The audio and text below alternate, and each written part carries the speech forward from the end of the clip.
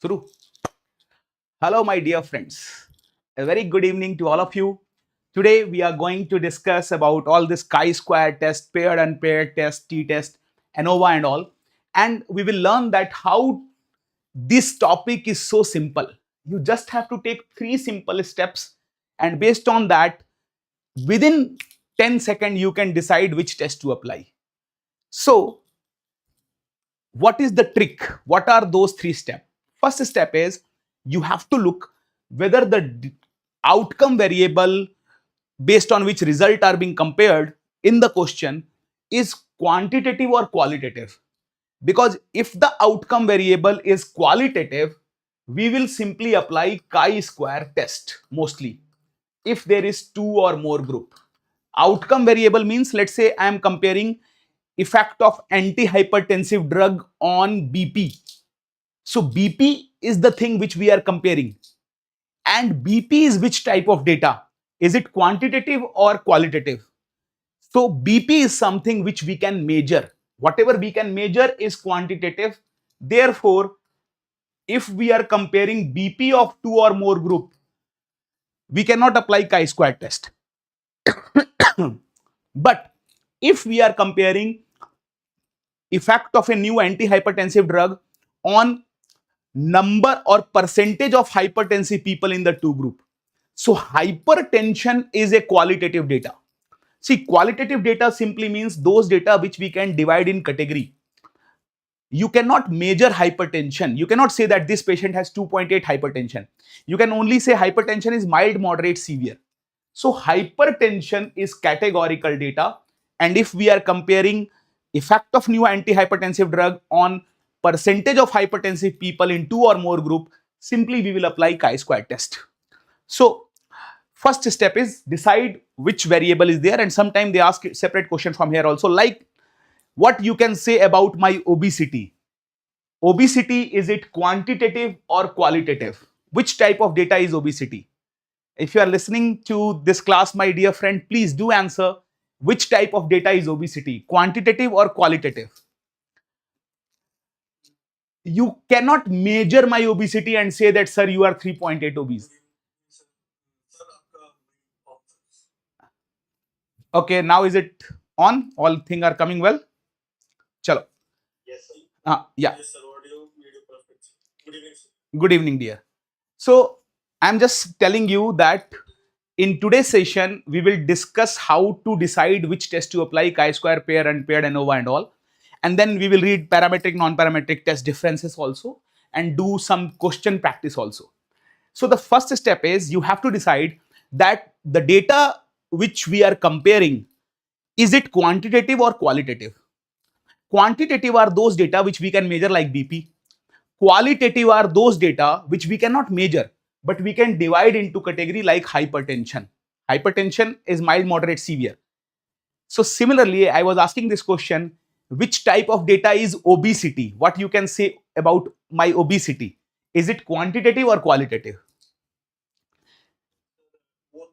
No. It's not, never both. Answer is always one. What you can measure, no, obesity is not quantitative, because what you can measure in obesity is my weight. So weight is something which you can measure. Weight is the quantitative data. But obesity, you can only say, ki, sir, you are mild obese, moderate obese, or about to burst out, severe obese and all. You cannot say that, sir, you are 2.8 obese. So you cannot measure my obesity. You can only divide it into category. That's why obesity is categorical, weight is continuous data or quantitative data. So whenever the question come on hypertension, obesity, we are comparing hypertension of 2 group, obesity of 2 group, we will directly apply chi-square test. Okay. So let me clear this concept by asking you 1-2 more question. Where will you put cholesterol level? Is it quantitative or qualitative? Cholesterol level, cholesterol. Quantitative, because cholesterol we can always count. Similarly, if I ask you, where will you place anemia? Quantitative or qualitative? Anemia.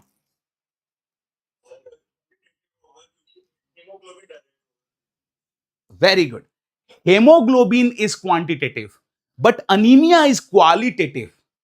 because we never measure anemia. We only say anemia present, anemia absent, or mild, moderate, severe anemia.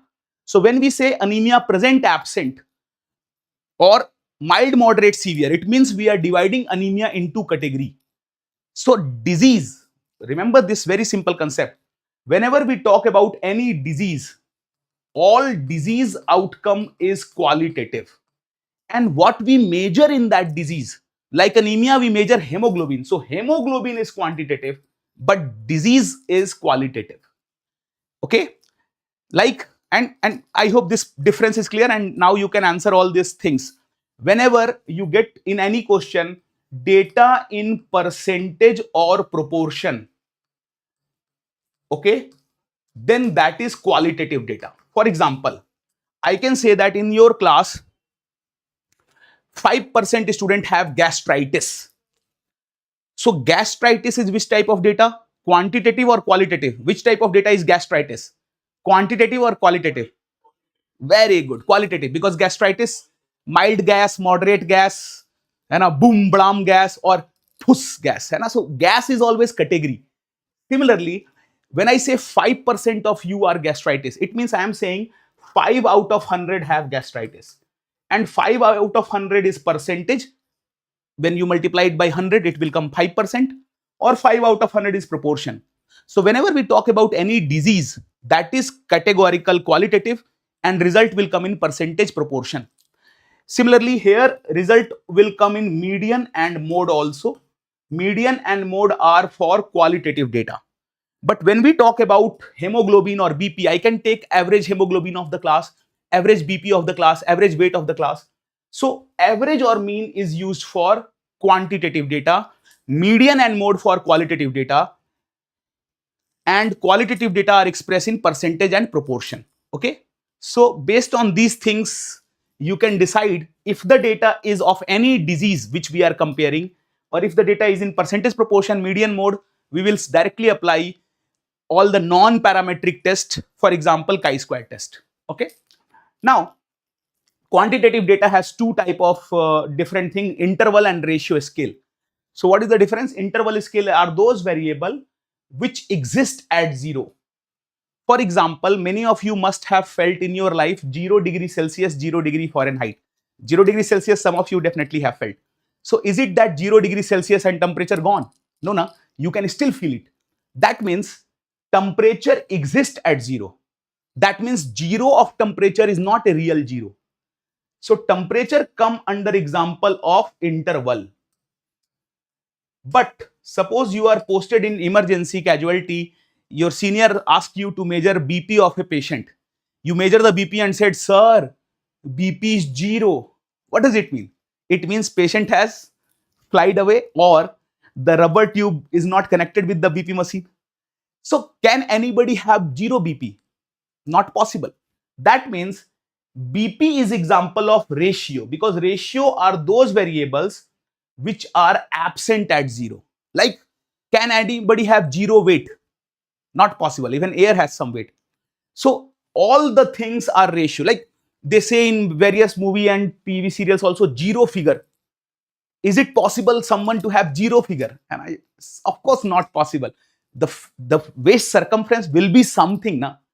So 0 figure, 0 marks, 0 BP, 0 weight, not possible. You can say that, sir, your figure is 0 figure, but actually it is 34, na, the waist size. So you understand the point. So how to remember this difference? हाँ, pulse को interval क्यों मानोगे? There is, हाँ, तो मरने पे 0 हुआ ना. If pulse is 0 at death, it means no one exists with 0 pulse. BP can also become 0 at death, but 0 BP means there is no BP. 0 pulse means there is no pulse. But 0 degree Celsius doesn't mean there is no temperature. No temperature occur when there is minus 273.15 degrees Celsius. Good question, dear. Are you understanding the difference? 0 pulse means actually pulse is 0, absent. 0 BP means BP absent. But 0 degree Celsius doesn't mean temperature absent. Okay? So that's why temperature is interval and ratio is BP, pulse, bilirubin, hemoglobin, anything which we can other than temperature, all things which we can measure come under ratio. And how will you remember it under exam pressure? Which one is interval, which one is ratio? Very simple. My dear friend, the friend who was asking question of pulse, is it clear? Do you agree here? हाँ please please.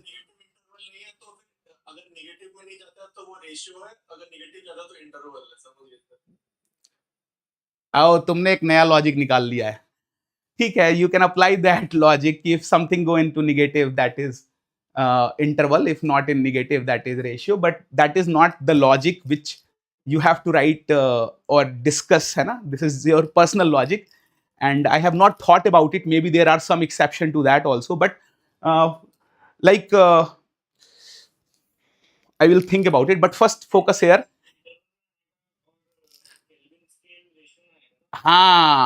Kelvin scale will be ratio because 0 Kelvin temperature is gone, but 0 degree Celsius still there is temperature, so temperature is interval. And how to remember this interval ratio thing even under exam pressure? Very simple. Before Corona, all the major vacations which we got in our life is either winter vacation or summer vacation. So who gave us interval of our life? Temperature gave us interval of our life. So temperature interval, okay, like that you can remember. Temperature gave us interval. And then when we talk about qualitative data, the qualitative data is either nominal or ordinal. Nominal means there is no order, only name is there. Like if I ask about sex, you can say done it or not done it, or you can say female, male, transgender. But is there any order between them? Can you say that male are stronger than female? You cannot. They are just two separate sex, because strength is mental, physical both, and sometimes girls also have better physical strength than boys. Okay, so we cannot arrange them in order. It's just name, like sex, religion, blood group. You cannot say that A positive is more stronger than B positive. So because they are just name, it is nominal. But if you can arrange them in order, it become ordinal. Example of ordinal is, they keep asking in exam also, 𝐒𝐿 scale, APGAR score. So do remember it simply, all score and all scale, they are ordinal. Okay, here we put an imaginary number over the things, like anxiety scale. If anyone has on anxiety scale marks coming more than 17, it means you have anxiety. So that 17 number we put artificially on some qualitative data of anxiety. So do remember, all score, all scale are ordinal, and if they are just name, no order, that is nominal. Okay, so this is the type of data. I hope it is clear. Now let's do 1-2 questions from this point, that if I ask mean and standard deviation, this mean and standard deviation will be used for which of the following? Interval ratio scale, dichotomous scale, nominal scale, ordinal scale. What is dichotomous? Dichotomous means only two things. Yes, no is dichotomous. Like positive, negative is dichotomous. Dichotomous means only two things. And we will read further that for dichotomous scale, we apply McNemar test, about which they very rarely ask question. But if there is dichotomous scale which we are comparing, we apply McNemar test, and all these three are example of qualitative data or categorical data. So what is the answer of this question, my dear friend? What is mean and standard deviation? Yes, A hoga. You are right. Interval and ratio scale are in mean and standard deviation. Qualitative data, which are categorical also, they are in median and mode. So median and mode, or percentage and proportion, these are the things which we use for qualitative data, and standard deviation and mean we use for interval ratio scale. Now, after understanding the scale and all, let's learn about that 3 simple steps by which we can decide which test to apply. So the first step is very, please. Quantitative data में हम normal distributions होता है और qualitative में skewed distributions होता है, ऐसा क्यों सर? वो होता नहीं है. That is the difference between parametric and non parametric test, because parametric test is applied on normal data and parametric test is also for quantitative, so we say quantitative are generally normally distributed. but there is no rule like that. In difference of parametric, non-parametric, we will go there and we will discuss your point there also. Okay. So I will come back to your doubt. Don't worry. We will be discussing that. But first, let me clarify this concept. How to decide whether to apply chi-square, paired, unpaired, ANOVA, how to decide that thing. So to decide that thing, first thing you will look is the data qualitative? Again, I am saying qualitative means categorical, which you can divide and apply into category. That is qualitative. And if the data is qualitative, like any disease data, then simply we can compare them by chi-square test. And this chi-square test, sometimes they write it like this, sometimes they write it like chi-square, chi-square. I remember when I joined AIMS New Delhi, I used to call it chi-square test. So all my seniors and all, they said it is chi-square. I said, I will say chi-square. What will you do? That's the same thing. Chi-square, chi-square, same thing. Now, simple thing, if the data is categorical, chi-square. Now, if the data is quantitative, in quantitative data, we will first look that in the question, are they using the word pre and post test data, before and after data, or match data? If you find any of these three words, you will apply paired t-test. Okay. Sorry. You will apply paired t-test. And paired t-test is also known as dependent t-test. Okay. Let me give you one example for that. Suppose my friend here, let's say Dr. Roshan, found a new drug which can decrease obesity. And you are giving your new drug to 100 people, and you are giving older drug Orlistat to other 100 people, and you are comparing your new drug is better than Orlistat or not. So if you are comparing our weight before giving drug and after giving drug, both before and after drug weight data is coming from the same person. Before drug my weight was, let's say, 95, after drug it becomes 75. So it is coming from the same person. That's why this data is paired, because it is coming from same person before, after. That's why this data is dependent, because it is dependent on the same person. So if any data is coming before, after, pre, post, we apply paired t-test. Paired is same as dependent t-test. Okay. What is this match data means? Match data means if, let's say, Dr. Roshan is giving his new drug to 100 obese people who are between 35 to 40 years, then you should give the old drug also on the people who are between 35 to 40 years. This means these two groups are comparable. Match means they should be similar in some comparison. Like your drug 38-year male is getting, then old drug also you should give to 38-year male. This type of data is match data. And you were comparing our weight before and after. So weight is which type of data? Quantitative. Quantitative data, before, after, pre, post, match. Which test we will apply? Paired t-test. Okay. But suppose in the same question, you are giving your new drug, Dr. Roshan is giving his new drug and comparing with Orlistat. But this time he is comparing what is the percentage of obesity in the two group after 6 months of treatment. So if you are comparing percentage of obesity, obesity is which type of data? Qualitative data. And again, there is two groups. So qualitative data, two or more group, which test you will apply? Chi-square. I am repeating my thing which I said. If you are saying, I am comparing weight of two group of people before and after, weight.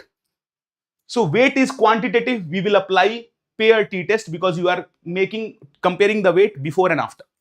But if I said we are comparing percentage of obesity in two group of people after 6 months of treatment. So obesity is a qualitative data and we will apply chi-square. Okay. So that's why most important thing is you have to know which data is qualitative like obesity, we will apply chi-square.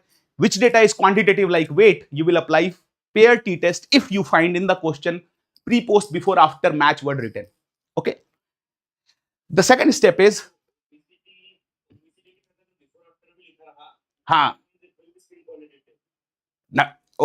obesity, if they have written obesity and written before after, still you will not apply paired t-test.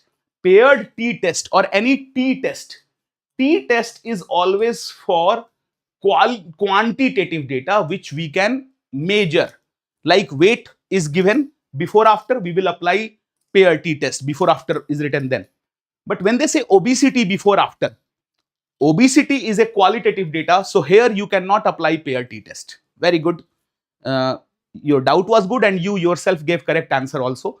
For obesity, we can never apply paired t-test because obesity is something which is qualitative data. In that case, we will apply Wilcoxon sign rank test. Wilcoxon sign rank test is something which we apply if pre, post, before, after is written and we are talking about qualitative data like obesity.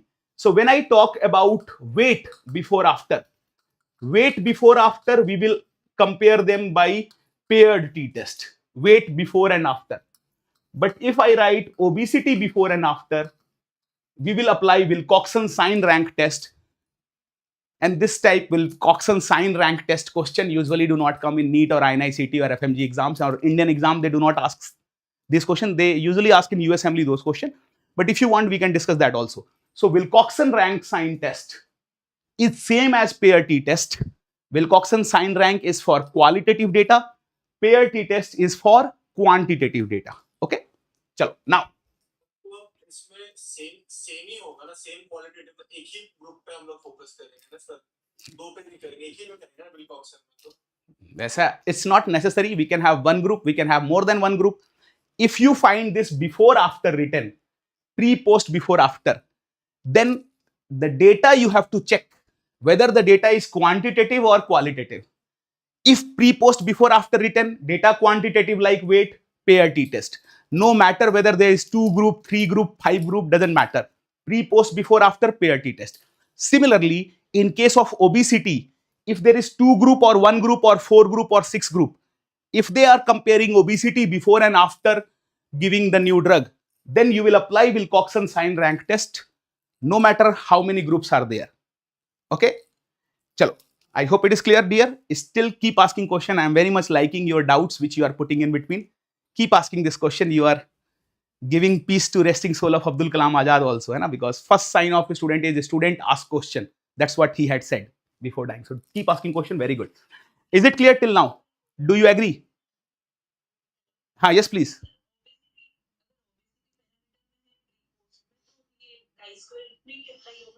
बिल्कुल. Obesity, if there is obesity is a qualitative data, so we should apply chi-square test. But if they have used the word obesity and also used the word pre-post, the better answer will be Wilcoxon sign rank test. But many a time in Indian exam, when they put obesity or qualitative data, they only put chi-square in the option. They do not put Wilcoxon sign rank in the option. If they have put chi-square, Wilcoxon sign rank both, better answer will be Wilcoxon sign rank test. Because Wilcoxon sign rank is same as paired t-test. Only difference is paired t-test is for quantitative and Wilcoxon sign rank is for qualitative. So we can tick chi-square if Wilcoxon sign rank is not given in the option. If that is given, that will be the correct answer. Okay, my dear friend? Very good. Thank you so much. Now, if there is quantitative data and there is 2 group of participant, like you are comparing effect of your new drug, Dr. Roshan is comparing effect of his new drug with old drug on weight of 2 group of participant. But he is not measuring their weight before after. He is just measuring their weight after 6 months of treatment. So there is 2 group and before after is not written. So this time you will apply, because there is 2 group, so they become unpaired. And this time weight is not coming before after from the same person. So the weight is also independent. So that's why we call it unpaired t-test, independent t-test. And the third name of the same test is student t-test. And when for the first time I heard this name student T-Test, I was very happy that at least something is on the name of a student. But then I came to know student was the name of the scientist who found this test. I said, what a weird name, Chhatra. Imagine if someone name is teacher. It will be fun to throw him out from the class. Teacher, go out. Teacher, be chicken, give it like that. So that's there. Now, if they gave 3 or more group of quantitative data, 3 or more group and quantitative data, then we apply ANOVA. And full form of ANOVA is analysis of variance. So this is, my dear friend, is the 3 simple step.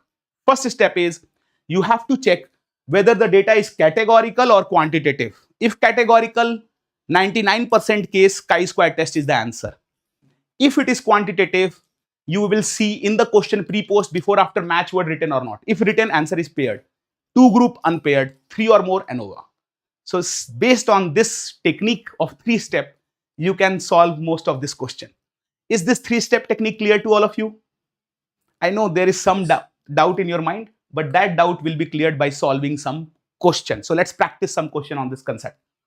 This was one of the question which actually came, that effect of yoga on percentage of infection among JR, SR and intern can be compared by which test?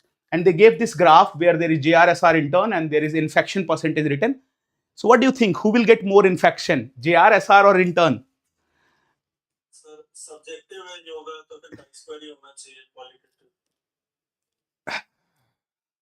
देखो, my dear friend, your answer is right, but the way by which you reach to the answer is wrong.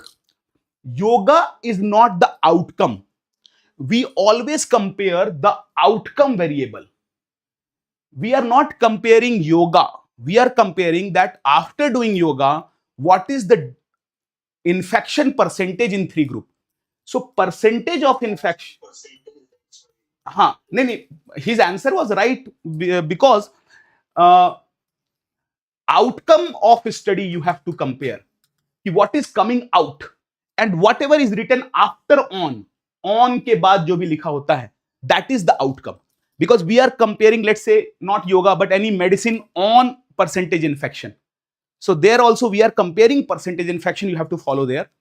And now give me the answer. You may be wrong also, chi-square may be wrong answer also. Just think and tell me, can the answer be paired T-test? Of course not. Why? Because before, after, pre-post match word is not written, paired T-test is gone. Can the answer be unpaired T-test? Of course not, because there is 3 group. Unpaired is only for 2 group. This is also gone. Now decision is between chi-square and ANOVA. And my dear friends, you were very right. There are 3 hints which decide this is chi-square. First hint is infection. We can never measure infection. We cannot say a patient is coming, hey, you are coming with 2.9 infection. We can only say mild, moderate, severe, so it is categorical. Second hint was percentage. You correctly got it. Percentage is written. That is also deciding that it is categorical. And third hint is it is a bar diagram which is used for qualitative data. So very correct, all of you. This is the answer is chi-square test. But percentage of weight हो ही नहीं सकता है. That is the point. When the data is quantitative like weight, quantitative data like weight have mean or average. I can say that average weight of your class is 60 kg, but I cannot say that percentage weight of the class is 60 kg. You understand the point? So the data is quantitative, it will only be mean or average. Data is qualitative like obesity, then only it will be in percentage. That in your class 10% are obese. But I cannot say in your class 10% are weight. You understand the point? Okay? I hope your doubt helped the class also. That's why I request you to keep asking doubt, because it is helping the class also. Now, let's see this question. When I say effect of yoga on C-reactive protein level of JRSR, which test you will apply here? Effect of yoga on CRP level of JRSR. C-reactive protein level of JRSR. Very good. Very good. Unpaired T-test. Because now we are comparing CRP level, which can be measured. CRP level is quantitative data. So unpaired. If I say effect of yoga on CRP level of JRSR intern, now what will be the answer? ANOVA, very good. Because now there is three group.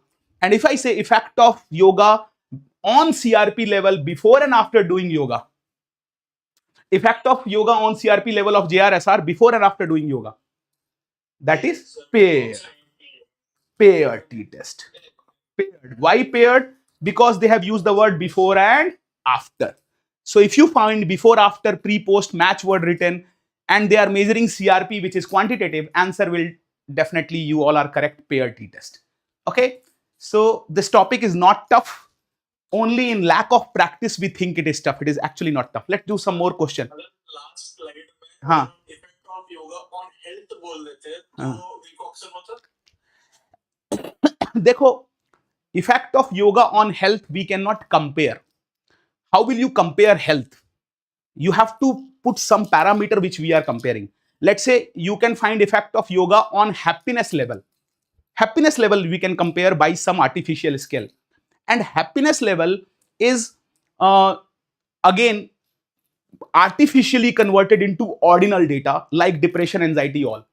So if they say effect of yoga on happiness level of, let's say, JR and SR before and after doing yoga, yes, you are correct. We will apply Wilcoxon sign rank test here, because it is same as paired T-test. Only difference is paired T-test we apply when there is CRP level like quantitative data, and when there is happiness level which we cannot measure, only categorize that you are mild obese, moderate obese, or maniac. Then sorry, mild happy, moderate happy, or maniac. So that is, happiness is categorical and pre-post is written. So you are right. We will apply Wilcoxon sign rank test there. Okay, but if Wilcoxon sign rank is not given in the option, then you can take chi-square. Okay, so I am please word जो है paired और unpaired इसका मतलब क्या होता है? हम बोलते हैं ना paired है unpaired, मतलब क्या है सर? Yeah. हम बोलते हैं ना random का मतलब equivalent distributable, वैसे मतलब क्या है paired unpaired? Yeah, that's what I described also. Let me describe that again. When I am collecting the data before and after, it is coming from the same person. You measured my weight before giving your medicine, and let's say after 6 months of taking your medicine, I became slim like Disha Patani and all. So you are measuring my weight before and after. This before and after is coming from the same person. That's why this before and after are paired. Paired means together. So because they are coming from same person, so they are paired or dependent on the same person. That's why we call it paired or dependent. But when we are not measuring the weight before after, then before after is not there. So this two group become independent, unpaired. But if it is before after, it is coming from the same person. That's why it is paired or dependent. Okay, is it clear, my dear friend? हम दो group का before after भी कर सकते हैं क्या sir? दो group का भी बिफोर आफ्टर कर सकते हो, चार ग्रुप का भी कर सकते हो.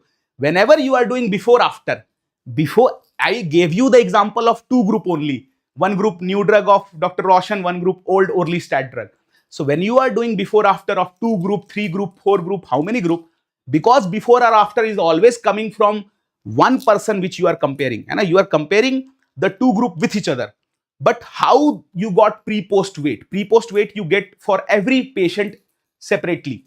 So this pre-post weight is coming for the same person in that one group, and pre-post weight is coming for different person, but from the same person you are getting pre-post weight in another group. And because pre-post is coming from all the same participants, therefore they are paired. बात समझ में आ रही है? दो group भी है, तो जब भी हम प्री पोस्ट लेते हैं तो वो एक ही इंसान का प्री और पोस्ट वेट होगा ना, क्योंकि वो एक ही इंसान का है, इसलिए वो आपस में जुड़ा हुआ है, पेयर्ड है, इसलिए हम पेयर टी टेस्ट कहते हैं. तो दो ग्रुप होने से मतलब नहीं है, दोनों ग्रुप में अलग अलग लोग होंगे, लेकिन दोनों ग्रुप के अलग अलग लोगों का प्री पोस्ट वेट जो होगा वो उस इंसान का ही जुड़ा हुआ है ना. प्री पोस्ट तो एक ही इंसान का आएगा. कंपेयर हम अलग अलग ग्रुप में अलग अलग लोगों को कर रहे हैं, बट हर एक ग्रुप में जो 100 लोग हैं उन्हीं का प्री पोस्ट ले रहे हो. तो क्योंकि प्री पोस्ट सेम पर्सन से आ रहा है, इसलिए जुड़ा हुआ है, इसलिए पेयर्ड है, इसलिए डिपेंडेंट है. क्या सेंस बन पा रहा है? हाँ सर पूरा. चलो ठीक है, very good. Keep asking question my dear friend. Now let's do this question. Percentage qualitative data में आएगा. क्वालिटेटिव डेटा में नॉमिनल भी होता है, ऑर्डिनल भी होता है. तो you are right, percentage ordinal data के लिए यूज कर सकते हैं, नॉमिनल के लिए भी यूज कर सकते हैं. ओके चलो अब यहां बात. Yes very good. लाइक मैं बात कर सकता हूं कि इस क्लास में 30% गर्ल्स हैं. सो गर्ल्स और बॉय नॉमिनल डेटा है, there also I can use percentage 30% girls, और ये भी बोल सकता हूं कि इस क्लास में 30% माइल्ड अनीमिया है, सो माइल्ड मॉडरेट सीवियर ऑर्डिनल है, वहां भी मैं परसेंटेज यूज कर सकता हूं. So I can use percentage in nominal and ordinal, both type of qualitative data. Okay. So let's come here. Do this question. In a particular trial, association of lung cancer with smoking is found to be 40% in one sample, 60% in another. Which test you will compare? How many of you think the answer is chi-square test? Do you think answer is chi-square test here? What we are doing? Or the answer is Fisher test, paired, or ANOVA? What is the answer? We are comparing association of lung cancer with smoking. Which test you will apply here? Chi-square test. Yes. Why? I hope you can understand. There are two reasons. First reason, data is in percentage. Second reason, lung cancer or smoking, anything, both of them are qualitative. Just like in previous question, yoga and infection both were qualitative. So because the data is categorical and in percentage, we will apply chi-square. Now you may ask, sir, okay, we can apply chi-square. What is this Fisher test? So Fisher test is same as chi-square test. Only difference is that this Fisher test, Fisher exact test or Fisher test we apply, it is same as chi-square, but the difference is we apply Fisher exact test when sample size is less than 30, or when in any of the four block of the table value is less than 5 value, or less than 30 sample size, then we apply Fisher exact test. Let me explain this thing to you. See, when we write chi-square, suppose chi-square is written with x, and when we write Fisher, of course, Fisher is written with f. So tell me, in your life also, who come first? F came first or x came first? Who came first, x or f? In alphabet also, f come before x. So f is for Fisher exact test is for sample size less than 30, and x come late. So chi-square is when sample size more than 30. But in none of the question they give sample size. That is why in none of the question Fisher exact test is the answer. Always the answer is chi-square only, because sample size is not given. But if they gave sample size less than 30, then better answer is Fisher exact test, because f come before x in alphabet. Similarly, I am sure you understand, when do we apply chi-square? When all the four block has more than 5 value and sample size is more than 30, then we apply chi-square. Similarly, there is one more test, jet test, and jet test is same as unpaired T-test. Only difference is U come before Z. So unpaired T-test is when sample size less than 30, and jet test is when sample size more than 30. So sometime in option they give jet test or Fisher exact test. Remember, they are never the answer, because jet test is same as unpaired and Fisher is same as chi-square. So I'm teaching it just so that if they put it in the option, you should know what are they. Fisher is same as chi-square, sample size less than 30. Unpaired is same as jet test, unpaired have sample size less than 30. Okay, alphabetically you can remember it. Fisher and Z का question पूछना पड़ेगा तो definition ही देगा directly बोल के less 30 more than 30. They have never asked such question, neither in NEET nor in INICET nor in USMLE exams also. They have never asked question by giving sample size. But if came in future, you are right, they will give the sample size and they will tell that there is two group of categorical data, sample size less than 30, then answer become Fisher. Two group of quantitative data, sample size more than 30, then answer become jet test. So you are right. If they will ask, they will give the sample size, but they have never asked till now. Okay, let's do one more question here, which look big, but whenever the question look big, always read the last line first. What is the last line? Last line is, which test is appropriate for comparing birth weight between the two groups? So even if you don't read the whole question, just read the last question, you can do this question. What they are doing in this question, you can see from the table. No. Compare करने और standard deviation Quantitative है, very good. So if it is quantitative, chi-square is gone, Fisher is gone. Now answer is either paired or unpaired. Tell me, is it paired or unpaired? हाँ sir, before after नहीं है तो फिर paid नहीं होगा, unpaid ही है। Very good, my dear friend. Two groups is there, but two group can be paired also, unpaired also. But you correctly find it out because pre, post, before, after is not written, match word is not written, so the answer is unpaired. And anyway, they are measuring birth weight. Can we measure birth weight before birth? No, na. So it cannot be before and after birth because birth weight is something which we can measure only after, not before after. So answer is unpaired. Very good. I'm happy with your evaluation and your answer. Let's do one more question. Suppose we are testing the statistical difference, statistical significance of difference in heights of school children among different classes. Like we are comparing second class with third class height with fourth class height, fourth class height with fifth class height. Which test you will apply to compare them? Student T-test, chi-square, pair T-test, or ANOVA? Very good, my dear friend. There are many classes, more than 3 group, and height we can measure quantitative, so we will apply ANOVA. But suppose in the same question, rather than difference in height, I am measuring difference in happiness. Rather than height, I am measuring happiness, difference in happiness level of different classes. Now which test we will apply?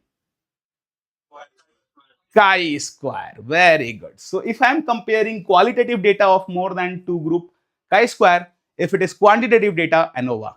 And if suppose I am measuring their height before and after exercise session for 6 months, then it will become paired T-test. Before and after and height is measured, it will become paired T-test. Okay. So I hope this topic, this concept is clear. Is it really clear, or do you want more question to practice? Tell me. Clear? Can we move ahead? Chal, very good. Please feel free. Ask it. To give us with respect to matching of data, तो वो question कैसे फिर होगा थोड़ा सा? Why not? With respect to match data, how they will prepare the question. Okay. Let's say 2-3 question they have already asked in USMLE on this pattern. Question is study between husband and wife or sibling study. Okay, sibling study or study on different body part of same person. Okay. Sometime they use the word match directly. That study between two group of match data. Study between two matched group participants. Okay. And what is the study I am doing? On effect of temperature on serotonin level. And I am comparing that what will be the effect of temperature on serotonin level of husband and serotonin level of wife. Who get more happy when temperature fluctuates? Suppose I want to compare. So, husband and wife, if they are not divorced, they mostly live in the same environmental condition, same socio-economic condition. So sometimes they write the word match data directly. Sometimes they indirectly write, in place of match, they write such thing like husband and wife. Or suppose we are comparing effect of temperature on two siblings, brother and sister, or two brothers. So siblings, again, they are matched. Why they are matched? Because again, their socio-economic condition is same. Their weather condition is same, and mostly their diets and other things are not exactly same, but you can say that they are matched. Match means almost similar. Similarly, let's say you are comparing different body part of same person, and let's say doctor, suppose Sapna became a dermatologist, and one of my friend, can I see some name here? Dr. Shukha and Nishita. Hai na? Suppose Dr. Nishita and Dr. Sapna both became dermatologists in future, and they have trying to compare their new anti-tanning cream. So if Dr. Nishita applied it on African people and Dr. Sapna applied it on UK people, of course Dr. Nishita cream effect will be better, because Nishita is applying on African people. African people are already tanned. There will be no tanning, and her cream will look better. So rather than applying it on African and UK separate population, they should be matched. Matched means both Dr. Nishita and Sapna should apply their cream on UK population only, same type of people. That is match data. And then they should compare which group has better anti-tanning effect. Or one more thing you can do is, you can take one person, suppose like me, remove all my cloth, and I will apply Dr. Sapna cream on my front area, Nishita cream on my back area, and then they will hang me from some rope or something on a beach, so that I can get sun exposure equally on both my side. And then they will keep me hanging the whole day. In the evening they will take me down and compare that which side has more anti-tanning effect. So that is exactly matched.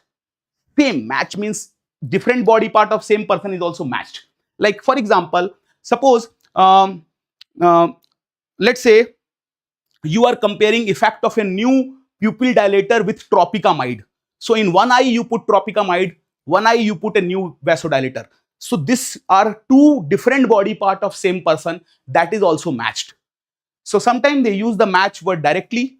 Sometimes rather than writing the match word, they write husband-wife study, sibling study, study on different body part of same person. If any of these lines you find in the question, answer will directly become paired t-test. If the data is quantitative like serotonin level, if the data is categorical, answer will become Wilcoxon sign rank test. So here answer will be paired t-test if they write any of these things. So see, one question and we got to know so much new thing. That's why I say keep asking your doubt and question. It will help the whole class whenever you ask your doubt and question. And these three questions has came in US Assembly exam, not in Indian exam till now, but in US Assembly they have asked these 2-3 questions. In Kaplan book of public health you will find these questions. Okay.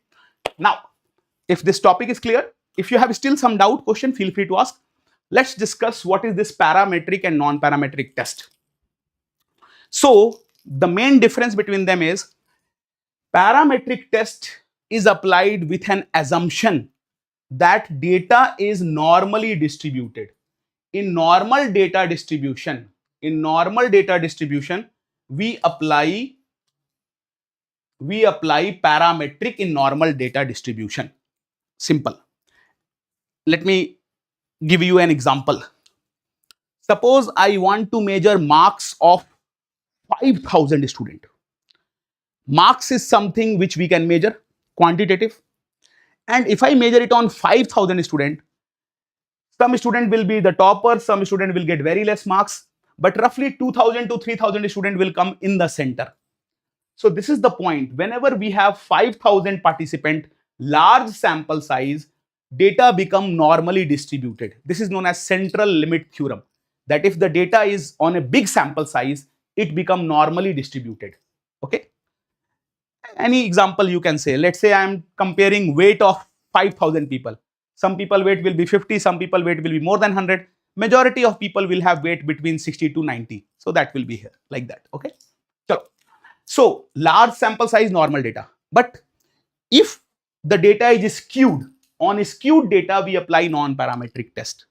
So main thing is normal data, parametric, skewed data, non-parametric. Okay. This is the main thing. But usually skewed data occur when sample size is small. For example, if I am measuring marks of only 5 students, maybe out of 5, 3 will get very less marks and data will be positive skewed or right hand skewed. And maybe out of 5, 3 will get very good marks So then data will be negatively skewed or left hand skewed. So if I am measuring marks of 3 or 5 students, then I can get a skewed data. If I am measuring it on 3000, 5000, I will get normal. So this is the main difference between parametric, non-parametric. Now, mind this word usually. Usually we applied parametric on quantitative and usually we apply non-parametric in qualitative. It doesn't mean that whenever there is qualitative, we can only apply non-parametric, or whenever there is quantitative, we can only apply parametric. There are some exceptions to it, but usually on quantitative parametric, on qualitative non-parametric is applied. Okay. Now, if you want to compare association between height and weight, and let's say you are writing weight here on y-axis and height on x-axis. So when you compare height and weight, the relationship between them will come linear. So whenever in the question they want you to compare relationship is compared by correlation. Correlation tell relationship between two variable. Like here we are seeing relationship between weight and height is linear. When height increases, due to weight of the bone, weight also increases. So this question has been came in NEET exam already, that where do we apply Pearson correlation coefficient? So it's so easy to remember. P for Pearson, P for parametric. Parametric have Pearson correlation coefficient, and in Pearson correlation coefficient, the association is linear.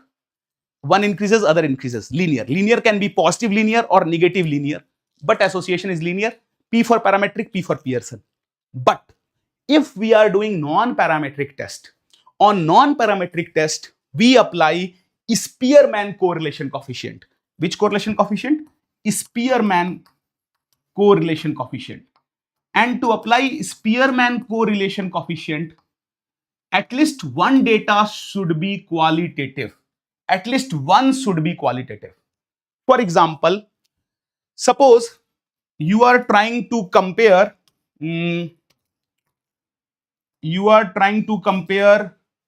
effect of BMI on obesity.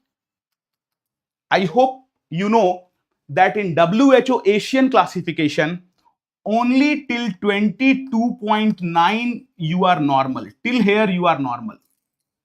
If your BMI is between 23 to 25, then you are not normal, you are pre-obese. Pre-obese is 22.9 or 23 to 25 is pre-obese. Okay, so that will be pre-obese. Now, if your BMI is more than 25, suddenly you become obese. Okay, so this is WHO Asian classification, according to which I am definitely obese. So the point is, this type of relationship is known as monotonic relationship. They maintain one tone and suddenly their tone changes. So this is monotonic relationship. Okay, monotonic relationship. I suddenly remember one thing. I remembered my beloved, loving, better half, my wife. Her mood is monotonic. She is cool and suddenly she become very hot. And my mood, I found, usually is linear. No matter, you are like, okay, and if our mood is on the whole day, off the whole day. But usually, but just one example. But the better example is what I gave you. When we are comparing height and weight are quantitative data. We compare them by Pearson correlation and their association is linear. And when we are comparing BMI with obesity, as I said, obesity, mild, moderate, severe. So obesity is category. One data is categorical. One BMI is we can measure. So BMI is quantitative. So at least one data should be qualitative. Then we apply Spearman correlation. So my dear friend, is this part of parametric, non-parametric clear? Only two question has came from this part till now in Indian exam. One question is, where do we apply Pearson correlation? So P for Pearson, P for parametric. If they ask where do we apply Spearman in non-parametric. The main assumption is parametric for normal distribution, non-parametric for skewed. That is the main definition. Okay. So is there any doubt from this part? Let's do. Direction कैसे पता चलेगा? वो second fill in the blanks का direction वो भी Pearson से क्या direction? हाँ सर अच्छा, ये direction correlation tell the direction. Correlation tell us the direction. Like for example, suppose you are studying with your room partner, that can be girl, that can be boy, that can be transgender, depending on your choice, your opportunity and available resources. So if your marks is increasing and your room partner marks is also increasing, it means the direction of association is positive. So this direction of association is, who told it? Correlation. You have positive correlation. Your marks increasing, your room partner marks decreasing. Negative correlation. Your marks increasing, your room partner marks same. No correlation. So correlation tell us direction of association. And Pearson correlation is applied for linear association when we are discussing parametric test. Okay? Is it clear, my dear friend? Yes, sir. Very good. Let's do some question. But before that, do remember, because usually we apply parametric test on quantitative data, so paired T-test, unpaired T-test, ANOVA, they are example of parametric test usually. And because we apply non-parametric test on skewed data, so it has many example under it. Sign test, Wilcoxon rank sign test, Wilcoxon rank sum test, chi-square test, Kruskal-Wallis test, Mann-Whitney test, and there is one more test, two more tests which come under it. Okay, so how they will ask question from here? They have asked two questions from here. Let me first discuss a question which came in NEET exam. This was the question in NEET exam. Try to do this. Which of the following is a non-parametric test? Is it JET test, Friedman test, ANOVA, student T-test? What is your answer? Not JET? Sir आपने बताया ना बाकी सब तो quantitative में आ गया ना तो पैरामेट्रिक में भी हो गया. Yes, because JET test is same thing as student T-test. And unpaired is known as JET test. Only difference is JET test sample size more than 30, student T-test sample size less than 30. So very good. The answer to this question is Friedman, because how you do it? You remember all which are parametric. If you remember parametric, 4 tests are only parametric. Paired, unpaired, unpaired is known as JET test and ANOVA. So if you remember, these 4 are parametric, rest all become non-parametric. So you need not to mug up non-parametric, just remember parametric and you can answer such question. Now there was one question on this topic which came in USMLE. They say that an epidemiologist would like to compare the heart rate of 10 men and 10 women with Zika virus infection. So which of the following test is best suited to compare non-parametric median of two group? In the question they use the word non-parametric, but even if I remove non-parametric, you should remember that median and mode are for quantitative or qualitative. Median is for qualitative. That means they are comparing qualitative data of two group. So if you have to compare qualitative data of two group or non-parametric, which test you will apply? ANOVA, Mann-Whitney test, multiple regression or T-test? Which test you will apply? सुना लग रहा है. Very good. ANOVA we all know is parametric quantitative data. T-test we know is parametric. So either B or C will be answer, either Mann-Whitney or multiple regression. Correct answer, you are right, is Mann-Whitney. So what is this multiple regression? Let me tell you. Suppose in one of my class, let's say when I am teaching, some of the students are yawning. This yawning is occurring in some students, suppose, while I am teaching. So I want to know that why are you yawning in my class? Are you yawning because of me? One reason can be boring teacher. Because I am making you feel bored, so you are yawning. Second reason can be that the subject itself is boring. What I can do? I cannot teach ops and gynae in PSM. So there is no patient here, you might feel bored. So some of you are yawning because of that. Some of you might be yawning because of, let's say, sleepless night. Let's say you worked very hard last night and due to your hard work last night, you are yawning in the class. Or maybe due to heavy lunch, you are yawning because your blood supply go to stomach, so now you are feeling and yawning. Now you can be yawning due to many reasons. If I want to compare only effect of boring teacher on yawning, because I cannot change other thing, I cannot change the subject, I cannot prevent you from doing hard work. Actually, I want all of you to do hard work each night. So I cannot change any of the factor. I can only change myself. So if I want to know effect of one thing on the outcome by removing other thing, then I will give this command to computer, apply multiple logistic regression, and computer will remove all these confounders and all, and will give effect of only boring teacher on yawning. So in such situation, to remove other confounder, to remove other factors which are affecting outcome, if you have to remove other multiple factors, okay, and only want to know association of one factor on outcome, then we apply multiple regression. Okay, in this case we apply multiple regression. So multiple regression or multiple logistic regression is applied when we want to remove other thing. For example, let's create a clinical question from this. Suppose they said that tuberculosis can be due to smoking, can be due to poverty, can be due to malnutrition, can be due to alcohol. Any reason can cause TB. I only want to know how many TB cases are due to alcohol. So what I will do, I will put this data in the computer. I will give the command apply multiple logistic regression, and computer will give me association only between TB and alcohol. So how they will frame this question? They will prepare the question like this: that TB is related with many factors: smoking, alcohol, poverty, and malnutrition and other things.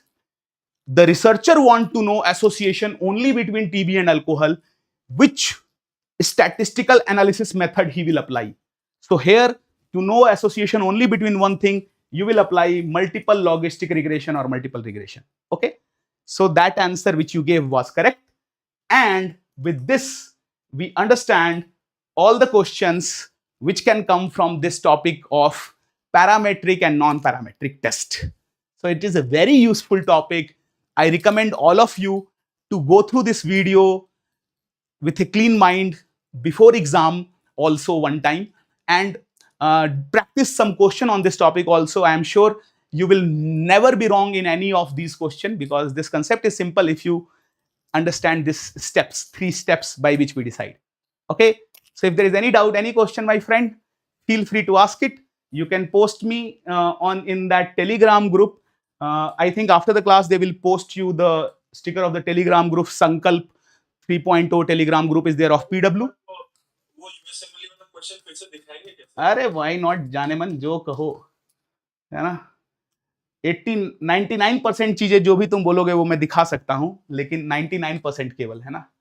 चलो ये देखो, ये रहा question. Question ये था कि N epidemiologist, हाँ please, जैसे आपने इसमें मीडियन पूछा, कंपेयर मीडियन से, हाँ हाँ, तो कंपेयर मीडियन और मोड तो आपका क्वालिटेटिव में भी आएगा ना? यस, क्वालिटेटिव में ही आएगा, क्वालिटेटिव में ही आएगा।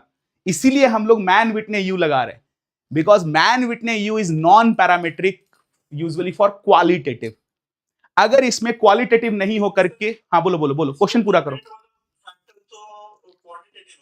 कौन सा फैक्टर?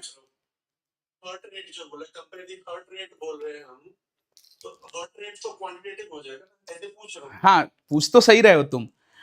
हर्ट रेट क्वांटिटेटिव हो सकता है क्योंकि हम उसको नाप रहे हैं, बट हम कर क्या रहे हैं यहां पर, हम लोग 10 मैन और 10 वुमेन का हर्ट रेट लिख लेते हैं। जैसे 10 मैन का हर्ट रेट आया 60, 62, 63, 64, 65, 66 ऐसे करके, 67, 68, 69, 70 आ गया मान लो, है ना। तो कितना हो गया, 1 2 3 4 5 6 7 8 9 70। तो 60 से लेके 70 तक, this is the heart rate between 60 to 70 for main, and for women suppose it is 70, 71, 72 like that, 73, 74, 75, 76, 77, 78, 79, 80। तो यहां 10-10 हुआ कि ज्यादा हो गया, 4 2 6 2 8 11 हो गया। तो 11 नहीं करते, 80 गायब कर देते ना, let's say. Okay, just 80 is gone, and here 1 2 3 4 5 6 7 8 9 10 है ना. So till 62 1 2 3 4 5 61 यहाँ लिखा नहीं इसलिए वहां 11 था. ओके, so 60 61 है ना, like that. These are the 10 number, 10 and 10 number. So what is the median of this 10 number? 60 to 70, what is the median? This question came in NEET exam also, to find median. And to find median, first of all, we arrange them. This is already arranged. Then we find the middle two number. What are the middle two number? 4 number from this side gone. 4 number 11 है यार ये तो 60 to 70 है ना. So let's make it till 69. So 69 तक ही रखते हैं, 70 मत रखो. तो 4 here gone. Middle two number are 64 and 65. So if 64, 65 are middle number, what will be the median? There is no single middle number. Then you take average of middle two number, it will become 63.5. So between 60 to 69, median came 63.5.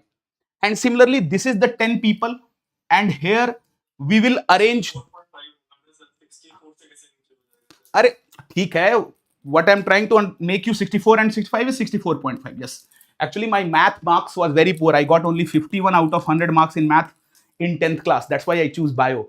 But then again, this biostat came in my luck only. You know, usually the path which we try to run away from comes in our destiny. So that happened. Anyway, so my concept here is, this is the way to compare median, and you are very right. Sorry for this mistake. That 64, 65 median will be 64.5. And similarly here, 74, 75 median will be 74.5. So this is the two median which you are comparing. And whenever we compare median or mode, this is then used for qualitative data comparison. I know your doubt is correct that heart rate we can measure, but now you are arranging the heart rate in an order, and you are making it an ordinal data, and then you are taking its median. So because here heart rate is arranged in order, used as an ordinal data, and ordinal data is qualitative data, that's why whenever median mode is there, median mode is qualitative data, because median mode are first arranged in order, then we find them out. So that's why they are qualitative data, and if it is qualitative data, answer cannot be ANOVA or T-test. Therefore, the answer became Mann-Whitney U-test. So very good question, very good doubt, my dear friend. How come heart rate become qualitative data? Genius doubt. I love you for this question. So this is, I hope, clear to you. Oh, same 51. Oh, very good, dear. Hannah, I hope you will also enjoy your PG branch, whichever branch will come. I hope you will also enjoy it like me. And I wish that not only marks, but your good luck in getting good wife is also like me. Maybe. So maybe you will also get good wives like me. So hopefully we have same marks, so others think can also be same in future. Okay, so enjoy your life, and I hope you must have enjoyed the session and learned some new thing here. So keep learning, keep enjoying learning. I will see you in the next session. If you have any doubt, any question, feel free and ask it. कल का class test and discussion. There is TND of 50 question TND from 5 p.m. to I think 7:30, and that session will also be live on, I think, where it will be live I don't know, but there it will be live session, test and discussion. And then on 10th, again from 9 to 10, I have a session in which we can discuss some important topics. So let's see you together tomorrow at 5 p.m. in that TND. Yes, please. Okay. Thank you so much. Keep enjoying your life. Keep asking questions. Thank you so much. Bye bye. Thank you. Good night. Please, please. You have some doubt? Ask it.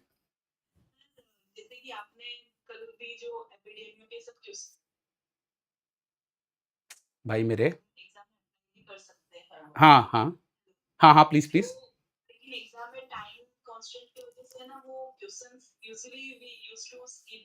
yeah yeah yes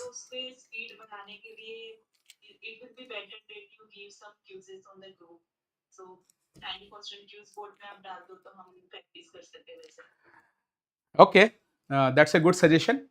because I hope you understand also that all this numerical we can be fluent in solving it because by doing practice only. And this numerical session is usually important because 4 or 5 question in FMG and NEET are coming from numerical.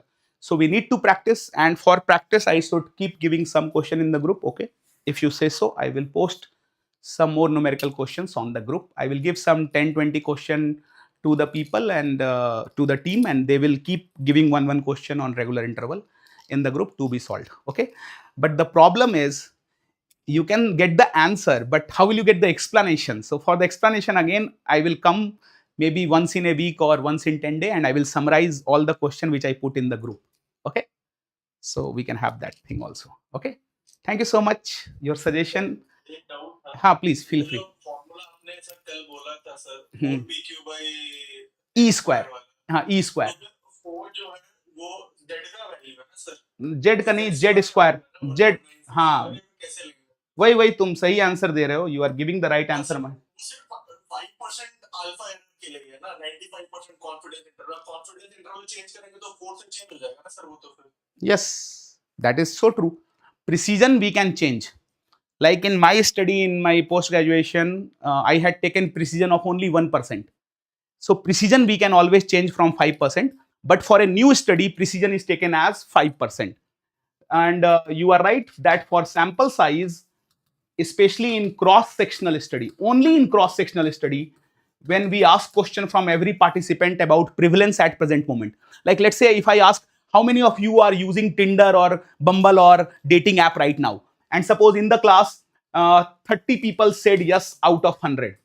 So if 30 people said yes out of 100, this 30 is the prevalence of using dating app, and prevalence means old plus new case right now. So maybe you are using it for last 4 or 5 years, maybe today morning you came in the mood and downloaded the app. So you can be new or old case, but total case right now is prevalence. And I am asking this question from everyone. So this is a cross-sectional study example.